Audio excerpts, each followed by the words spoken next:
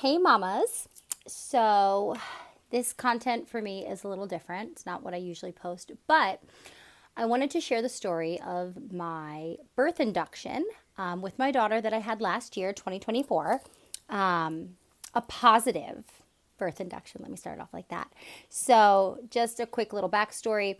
When I did decide, because mine was an elective induction, when I decided that I wanted to go that route, I was really torn on whether I was making the right decision and was very just not confused, but I was just like, okay, what is this going to be like? All the stories I had heard were negative and were like horror stories. Everyone was, oh my God, you're going to have to get an epidural. It's so painful. Oh my gosh, this can happen. It can last days and days. It doesn't always work. Like it was all negative. And I was really nervous. Was I making the right decision? I was coming on 40 weeks pregnant. I was so ready to have the baby. It was my second baby, so I was just so over being pregnant. And I had tried all the things. Came onto YouTube. I tried all the different positions and eating the different foods and stretches and curb walking, jumping on the trampoline. Like nothing was working, and I was done. And I wanted to be induced. I wanted the baby out, but I was wanting to listen to other women and listen to their experience on their birth induction. So I came onto YouTube and I found a lot of like clinical ones of like L&D nurses and doctors like talking about what to experience or what to expect and what it's going to happen. And we use Pitocin, and if Pitocin doesn't work, we use this and blah, blah, blah, blah. And I just wanted to like find a video of a woman talking about it.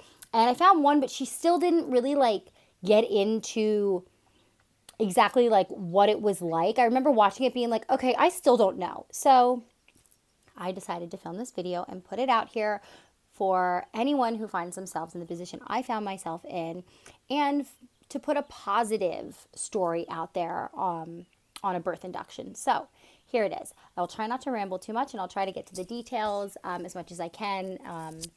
Okay, so like I said, I was going on 40 weeks pregnant, and I was so over being pregnant. I had tried all the things, came onto YouTube. There's all these different videos. Try this yoga workout and go into labor in 2 hours. Like, yeah, okay. Did not work for me. I had had my membrane swiped already. I was told that I was like 75% of face, which meaning like my uterus was, cervix, was super thin, ready to birth. I had somewhat of a bloody show, and I had my mucus plug had fallen out like 2 weeks ago. About 3 times at that point, I had already thought I was going into labor. I was having mild contractions, really intense cramping. Later found out were contractions. They just weren't progressing. So when I did go for the morning of my induction and they hooked me up to the machine, they were like, oh, you're having contractions. And I was like, I knew it. I knew that was a contraction. They're like, it's just not progressing. And then later I was told by my midwife that the sac that my baby was in that held my amniotic fluid, your water, was insanely thick. She said it was so thick that it was never going to rupture on its own, and it was actually blocking my contractions from progressing. So that's why I had gone so long in my birth. And they said it would have been really highly unlikely that I was just going to go into labor on my own, that I was most likely going to have to be induced. So I had made the right decision, which was really great to hear. Because I elected. I'm a yoga teacher, and one of my students is an L&D nurse, and actually at the hospital I gave birth in, which was really awesome because she totally hooked up our room. But anyway, I had texted her leading up to it saying, I think I'm going into labor because I was having these contractions, like blah, blah, blah. If not, I'm going to be induced on this day, and I'm a little nervous. And she even her was like, yeah, you really want to avoid an induction if you can. I guess it doesn't always work, is what I hear, is sometimes like, if your uterus isn't, if your cervix isn't super thinned, if your mucus plug didn't, already fall out, if the baby's not into position, like it doesn't necessarily mean being induced will just push you into labor. For me, it was easy to make that decision because I was everywhere I was supposed to be. I had dropped, the baby had dropped. Like everything was saying I was going to go into labor any day now. It just wasn't happening because of this super thick membrane sac, apparently. So I go in and they start my Pitocin drip. And, a few hours go by, they keep upping it, and nothing was happening. I was like, when am I going to start feeling these contractions, get more intense? So then they decided to break my water. And at this point, I think I was up at like a 10 or an 11, which she said usually, they start you off at like a 4. Usually when you hit that point, she said that's when most women start to feel it. Nothing was happening. So they were like, all right, let's break your water and see if we can get this going. They break my water. And I mean, within like minutes, it was like a whoosh, here it comes. My contractions ramped up fast. Now, like I said, I'm a yoga teacher, so I just connected to my breath. My L&D nurse showed me some different positions to get into, like side bends. Every time I felt a contraction to lift up my belly, she'd press on my hips. My husband was doing that. So I just rode each contraction like the wave it is, I just breathe, breathe, breathe. You got this, you got this. And then I'd have my lull and the next one would come on. And it progressed really fast. They broke my water at like 12:45, I want to say. I gave birth at 2:14. So that's how fast I dilated so quickly that I could not have an epidural. And I had heard that when you get induced and you have Pitocin, it intensifies your contractions to a point that you have to get an epidural, that it's impossible to give birth without an epidural. Well, I didn't have the option, and you know what? I did it. And I got to tell you, I had an epidural with my son when I gave birth to him. I labored in my back.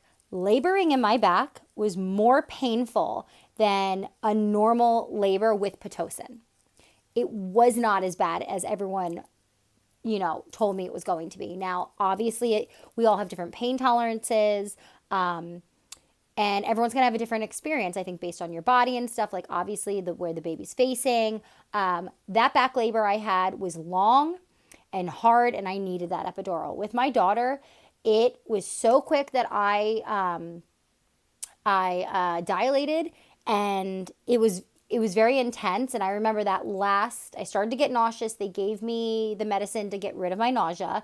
And I remember like those last couple contractions before they told me it was time to start pushing.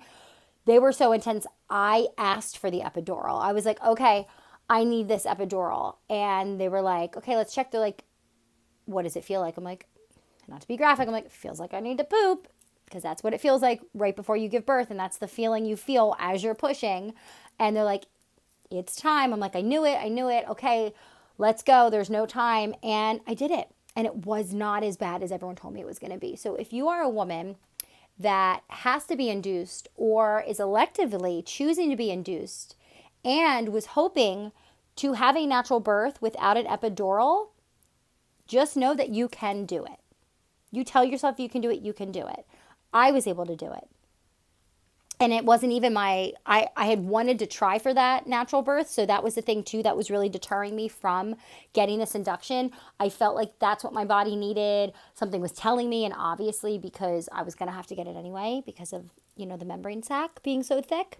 But I had felt like, okay, this is the right choice. I liked the doctor that was going to be there. It was a woman. That's what I wanted to deliver the baby.